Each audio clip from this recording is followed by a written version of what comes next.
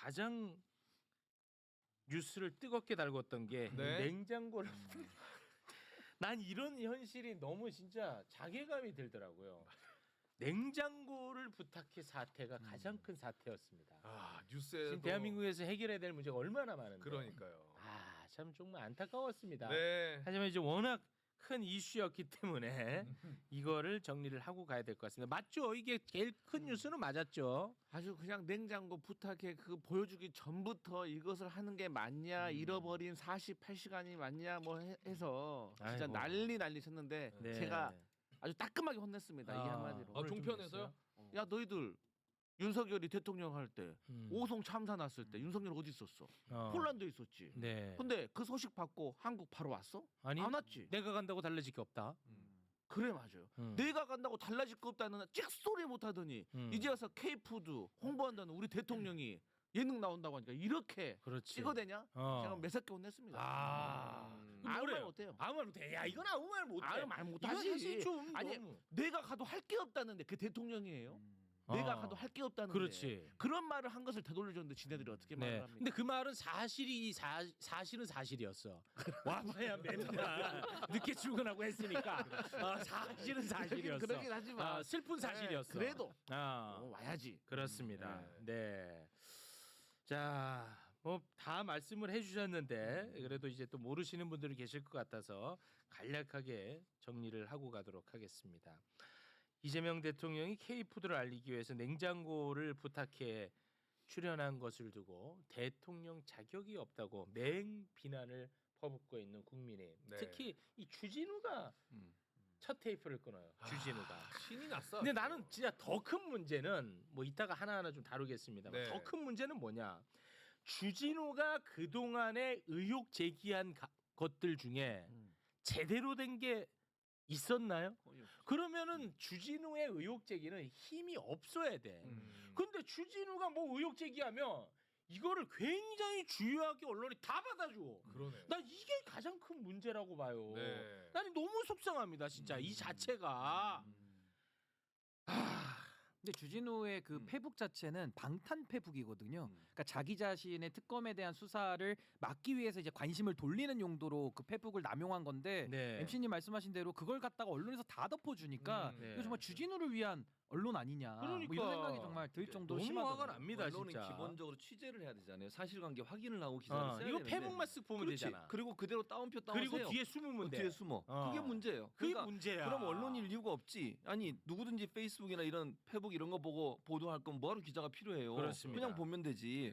기자라고 하면 최소한 양심에 이거 취재해서 사실인지 아닌지 확인하고 나서 기사를 써야 되는 거예요. 그럼 기자의 자격이 없는 사람들이에요. 네. 그런 기사를 쓰는 사람들은. 자, 그러면 사실관계만 일단 잠깐 정리를 하고 여러분의 논평을 좀 들어보겠습니다. 주진우 의원이 문제 삼은 것은 국가정보자원관리원에 화제가 났는데 대통령이 아무것도 하지 않고 한가하게 예능 프로그램에 출연하는 게 부적절하다. 이런 비판이야, 간단하게 얘기하면. 근데 에이펙을 앞두고 K푸드 홍보를 하기 위해서 국가정보자원관리원에 화제가 나기 한참 전에 네. 화재 나기 한참 한 3주 전에 냉장고를 부탁해 녹화 일정을 잡아둔 상태였던 거예요. 미리. 예. 근데 이걸 두고 이제 난리를 치고 있는데 그러면 진짜 이재명 대통령은 화재와 관련해서 아무것도 하지 않았느냐? 주진우의 말처럼. 예, 요거를 한번 좀 간단하게 정리하고 가겠습니다. 자, 그러면 한번 좀 정리를 해 주시겠습니까? 네. 9월 26일 오후 8시 20분에 국가정보자원관리원에 화재가 발생을 했습니다. 당시 이재명 대통령은 귀국길에 있었고요. 비행기 안에 있었습니다. 그리고 26일 오후 8시 40분에 이재명 대통령이 서울공항에 도착을 했고요. 그러니까 귀국하자마자 바로 대응에 들어갔습니다. 그래서 26일 날 밤부터 9월 27일 새벽까지 이재명 대통령이 상황 점검을 했는데 위기관리센터장이나 국무위원들의 보고를 받았고요. 실제 회의만 10여 차례 한 것으로 알려지고 있습니다. 그리고 9월 28일 오전 10시 50분에 이게 이제 그날 냉장고를 부탁해 녹화 있는 날이었거든요. 네. 오전에 이재명 대통령이 비상대책회의를 주재를 했고요. 그리고 오후에 냉장고를 부탁해 녹화를 하고 끝나자마자 바로 5시 30분에 이재명 대통령이 중대본 회의를 직접 주재했었습니다. 네. 뭐 문제되는 부분이 있을까요? 안 한 게 있나요? 다 재난 대응하고 예. 그리고 미리 잡아놓은 그리고 목적 자체가 에이펙을 앞두고 K푸드 홍보를 위해서 출연을 네. 하고 네. 그래서 아무튼 이 주진우 덕분에 JTBC만 대박을 터뜨렸어요. 이 냉장고를 부탁해 이게 편성을 하루 뒤로 미뤘거든요. 네. 그랬음에도 불구하고 시청률이 어마어마하게 껑충 뛰었습니다. 이렇게 네. 급상승을 해버렸어요. 이게 일반적으로 1.8에서 1.4% 정도였잖아요. 근데 이게 이재명 대통령 부부가 출연한 그 편에 대해서는 8.9%가 나왔어요. 이게 7.5%가 상승한 건데, 그러니까 평상시에 냉장고를 부탁해 시청률의 6배에 달하는 네. 엄청난 시청률을 보여줬죠. 네. 뭐 이 건에 대해서 뭐 길게 논평할 건 없고요. 네. 간단하게 한 마디씩만 듣고 넘어가겠습니다. 저는 사실 이 냉장고를 부탁해를 방영하기 전에는 하도 난리니까 좀 걱정되는 마음이 있었어요. 아. 그런데 이것을 실시간으로 시청을 하니까 야 찍길 잘했다. 나는 우리 대통령 정말 잘했다라고 생각이 들었는데 그 네. 이유가 뭐냐면 보신 국민들은 알겠지만 이재명 대통령 부부가 그 프로그램을 통해서 K푸드 홍보에 대한 패러다임을 바꿨습니다. 지금까지 한식에 대한 세계화는 해외 음식과 우리나라 음식을 섞어서 퓨전화 시키는 거였어요. 그렇기 때문에 요리 전문가가 아니면 퓨전 음식을 만들기가 사실 어려웠던 부분이 있었습니다. 그런데 이재명 대통령께서는 이제는 가장 한국적인 음식 그대로를 우리가 세계에 알려야 한다라고 말씀하셨고 거기에 관련된 게 시래기라든지 여러 가지 나왔거든요. 그래서 저는 보고 나니까 정말 홍보가 잘 됐구나라고 생각해서 저는 전혀 문제될 게 없다는 걸 느꼈습니다. 네. 아니 저는 이렇게 얘기를 하고 싶어요. 이거를 가지고 마치 이제 예전에 윤석열이 그 어디죠? 그 유서혁 씨가 진행하는 거기 나온 적 있었잖아요. 그것 때문에 아, 비난을 많이 뉴스퀴즈. 했잖아요. 네. 그걸로 비교 뉴스퀴즈. 어때? 뉴스퀴즈. 뉴스퀴즈 좋다. 뉴스퀴즈에 나와가지고 그때 막 이제 공격을 했죠. 비판을 받았어요. 네. 그걸 가져오면서 그때는 비판은 이거는 이렇게 얘기하는데 전혀 다른 차원이에요. 왜냐하면 그날 그 프로그램을 보신 분들은 알겠지만 이재명 대통령 부부가 출연했던 그 프로그램엔 본인 홍보가 하나도 없어요. 이재명 대통령 관련된 무슨 정치 얘기를 했습니까? 그 사람의 경력 얘기를 했습니까? 그거 아무것도 없어요. 음식 얘기만 했어요. 음식 얘기만. 아, 정책 홍보해도 되지. 아니, 그러니까 해도 되는데 최소한 예전에 그 뉴스 거기 나왔을 때는 윤석열은 자기 자랑만 했어요. 그래서 논란이 됐던 거예요. 그리고 이번 같은 경우에는 아까 이제 강성필 부대변인도 얘기했지만 K푸드가 얼마나 활성화되고 그게 얼마나 중요한지 하는 부분들 역군이라고까지 얘기했거든요. 산업 역군이라고까지 그 목적으로 나온 걸 가지고서 비판을 해대고 이러는데 정말로 국가 발전을 위해서 한다면 이런 소리 하면 안 됩니다. 진짜 국민의힘은. 네. 아니 그리고 저는 사실 주진우 의원의 이 소위 말해 생트집 내지는 이 생투정이 별로 효과가 없었던 이유가 처음에는 왜 예능 찍냐라고 비판을 했다가 그 다음에 또 촬영 시점 가지고 자꾸 논점을 이어가면서 골대로 움직이면서 때리니까 신뢰도가 떨어지는 좋았다 거예요. 지금. 그래서 저는 주진우 의원의 페이스북 글 값어치 없는 글을 실어주는 언론에 대해서 우리가 다시 한번 좋았어. 또 봐야 된다. 왜냐하면 좋았어. 저도 그렇고 우리 강성필 형님도 글 페이스북에 써도 우리 건 안 실어주잖아요. 맞아. 근데 이준석이나 아니면 이런 주진우 같은 이런 반정치꾼들 거는 순표만 넣어도 그냥 다 실어주는 거예요. 문제야 진짜 웃을 일이 아니야. 그러니까 이번에 그게 굉장히 저는 노골적으로 언론의 이 편향성이 좀 드러났다는 걸 먼저 지적하고 싶고 네. 또 하나는 이게 사실은 백업에 관한 문제거든요. 그러니까 네. 이재명 정부에서 화재 진압을 늦게 해가지고 국민들이 불편을 겪은 건 아니고 많은 분들이 불편을 겪으신 거는 이중 장치를 안 해놨기 때문에 네. 고통을 겪은 거예요. 맞아요. 그러면은 주진우 의원도 전 정권의 법률비서관으로 아, 책임 있는 자예요. 몸을 담근 사람이 어떻게 이렇게 유치이탈식으로 좋았다. 비난을 하느냐. 어. 그리고 마지막으로 그럼 대통령은 화재 진압 다 지시했고 다 불 다 껐는데 아무 일도 하지 말라는 겁니까? 아니 에이펙 행사도 있고 통상 관세도 있고 챙겨야 될 현안이 민생이 얼마나 많은데 좋았어. 이걸 다 하지 말라는 뜻이냐. 그래서 맞아요. 저는 이번에는 언론이 부풀린 좀 그 네. 부분이 굉장히 컸다. 아 좋다. 근데 제가 뭐 조금 뭐 불편할 수 있는데 네. 제가 한마디는 좀 하고 싶어요. 뭐냐면 지금 너무 좋은 얘기야 다. 네. 근데 우리 대통령실도 나는 좀 겸손하고 눈높이를 낮추고 다가서려고 하는 모습은 좋아요. 네. 그게 제 철학과 또 맞잖아. 그렇죠. 난 그건 좋은데 네. 너무 터무니없는 것에 대해서까지 그럴 필요 없다. 좀 자신감을 좀 가져라. 아, 이번에도 우리 적극적으로 대응했다. 하지만 방금 말씀하신 것처럼 대통령이라는 신분은 여러 가지 일을 현실적으로 한꺼번에 처리해야 되는 그런 신분이다. 현실적인 부분을 좀 감안해 달라 정도만 메시지를 냈으면 난 문제 없었을 거라고 보는데 난 그게 좀 아쉽더라고. 저는 네. 어제 엄청나게 아쉬운 점을 느꼈는데 네. 어제 제가 이제 방송 가기 전에 신문을 쫙 보는데 세상에 조선하고 동아 이 쉽게 말하면 보수 일간지들은 신문이 나왔더라고요. 근데 우리 쪽 신문은 좀 쉬었어요. 우리 그러다 쪽이 보니- 누구예요?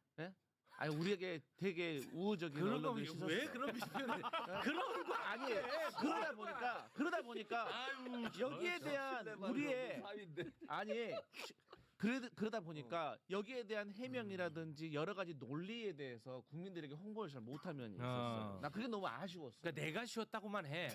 나는 안 쉬었어. 우리 쪽 신문 이런 거는 위험해. 조건이 없죠. 최욱이가 쉬었다 이렇게 정리하겠습니다. 아 신뢰받는 언론이셨군요. 예. 안 쉬었어야죠. 예, 죄송합니다. 이게 가장 큰 이슈였다는 것. 이거를 지금 밀린 뉴스 가운데 첫 번째로 다뤄야 되는 이 현실이 그러니까요. 너무나 좀 개탄스럽습니다. 아니 근데 결과적으로는 주진우 의원이 본인을 다 그냥 내던지고 네. 결국 냉부회를 띄워준 거예요. 그건 맞아요. 그러니까 결론적으로는 또 잘 된 거지만은 그 네. 기간 동안에 참 국민들이 보시기에 네. 좀 눈살 찌푸려지죠. 근데 주진우 또 의원. 하나 제가 이제 이 점에서 우리가 짚고 넘어가야 될 건 이만큼 이거 말고는 할 게 없을 정도로 짚을 게 없어요. 그러니까 얘는 비판하고 싶은데 비판할 게 없는 거야. 그러니까 네. 이거라도 붙잡고 하고 있는데 이것마저도 말도 안 되는 주장을 하고 있는 거죠. 주진우 페북 여러분 한번 시간 될 때 한번 들어가 보세요. 아, 그 지금 전 세계 냉장고를 부탁해라는 사건만 존재하는 것 같아요. 내 체감상 수십 개가 올라가 있더라고. 진짜로 어마어마하게 올라가 있어요. 냉장고 관련해서. 예, 냉장고만. 와, 진짜 웬만한 비스포크보다 더 많이 대단하더라, 진짜 대단해. 야. 네, 한번 가보세요, 제 과장 아닙니다. 식자재 마트네. 예. 자, 그러면 지금 국민의힘 장동혁, 주진우 등이 이걸 엄청나게 비판했단 말이에요. 네. 그러면 이자들은 도대체 추석에 얼마나 의미 있는 일을 했는지 한번 보자 이거야. 비판하면서. 했지. 네. 딱 떨어지지. 그렇죠. 이자들. 추석이 뭐 하는 날입니까? 우리 조상께 차례를 지내는 날입니다. 아, 그렇죠. 추석. 네. 그렇죠. 그런데 제주도는 제주 4.3으로 한날 한시에 돌아가신 분들이 많습니다. 아, 네. 굉장히 우리 사회 비극이죠. 네. 그런데 제주 4.3을 공산주의 폭도들에 의해 발생한 폭동으로 그렸다는 비판을 받고 있는 영화 건국전쟁 2를 장동혁과 주진우가 관람하고 자랑을 했습니다. 야. 추석에는 네. 조상에게 차례를 지내는 날이야. 그렇죠. 근데 제주도는 얼마나 비극적이야. 그럼요. 너무 슬픈 날인데 이때 이런 영화를 보고 자랑을 했어요. 근데 더 열받는 게 뭐냐? 장동혁은요. 선거철이 되면 또 제주 도민들 제주 4.3 관련해서 위로를 또 해요. 아, 말이 또 달라요? 또 달라. 나는 그게 정말 화가 나는 거야. 이제는 제발 제주 도민 여러분 그만 좀 속자는 거예요. 제발 좀 그만 속아야 돼. 그만. 지난번 2024년 4월에 총선이 있었는데 네. 총선 직전 3월에 장동혁이가 제주 도민분들에게 뭐라고 이야기를 했는지 영상으로 보고 오겠습니다. 그리고 제주 도당에서 4.3 기념식에 대통령께서 참석해 주시면 좋겠다는 건의를 했고요. 그에 대해서 저희들이 대통령께서 참석하실 수 있도록 당에서도 건의를 드리고 제주 도당과 제주 도민들의 그런 마음을 전달하도록 하겠습니다. 야. 절해놓고 이제 이번 추석에는 유족들의 가슴에 대못을 박았어요. 그러니까요. 4.3 사건 같은 경우 이미 국가가 조사해서 결과가 나온 거예요. 근데 이거를 뒤집는데 이승만을 영시하고 지금 말씀드린 4.3에 대해서 거짓던 그러니까 이게 북한군의 무슨 폭동이다 이렇게 얘기하면서 민간인 학살이거든요. 네. 실제로 군과 경찰이 당시에 군과 경찰이 그렇죠. 민간인 국가폭력이죠. 그렇죠. 국가 폭력으로 해서 피해자들을 희생자들을 다 보상까지 하고 있어요. 이런데 이런 상황에서 이런 말을 하면서까지 자기들의 논리를 주장하려고 하는 이 주장. 장동혁 근데 대체 뭐 하는 사람이에요? 아까 우리가 봤듯이 말이 다 바뀌잖아요.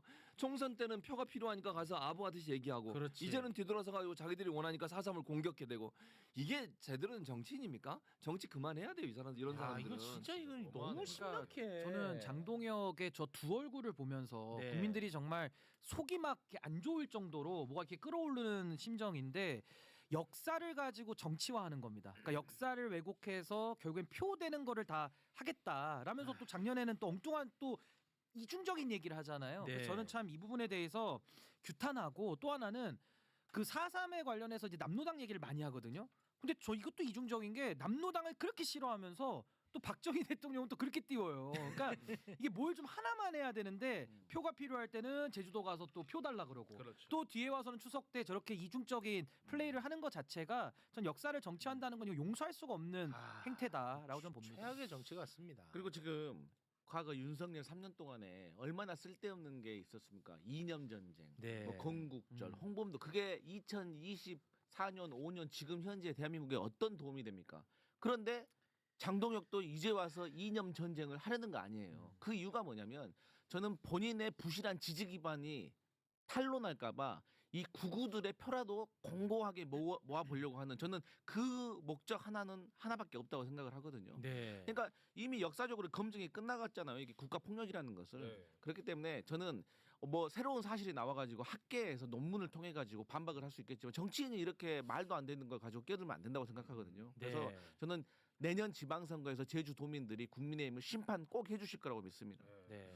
아니 박근혜 정부 때 제주 4.3이 국가의 날로 지정된 거 아니에요? 네, 그렇죠. 예. 2000년대부터 근데 법안도 발의되고 이미 네. 역사적인 규명이 되어 가고 있는 건데 이게 증거가 많이 훼손되고 있었기 때문에 어려움은 있었지만 이미 국가적으로 다 해결이 된 그래서 문제죠. 하나 더 얘기하면 4.3 왜곡에 대한 처벌법을 지금 국회에서 통과시키려고 하는데 못 하고 있어요. 네. 이거 빨리 통과시켜야 됩니다.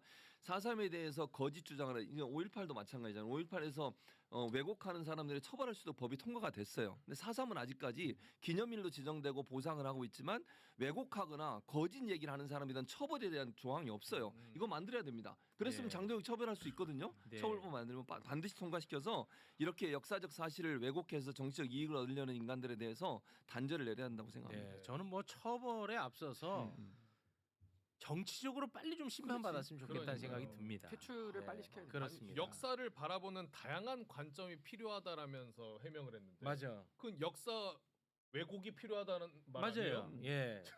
저래놓고 또 야. 선거가 되면은 마치 본인이 위로하는 것처럼 저렇게 말하는 게 이게 진짜 난 역겹다는 거야. 이게. 그러니까요. 아니 저 역사의 다양성도 웃긴 얘기인 게 뭐냐면요.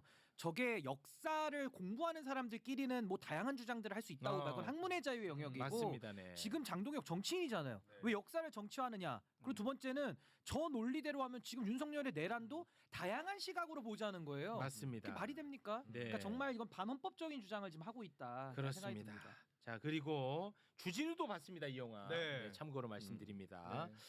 자 그리고 주진우는 진짜 이 최악의 정치를 하고 있다고 저는 생각을 하는 게요. 참, 우리 사회에 도움이 안 돼. 해악이 너무 커. 요 얘기 잠깐 좀 해보겠습니다. 9월 29일부터 중국인 단체 관광객에 대한 무비자 입국 시행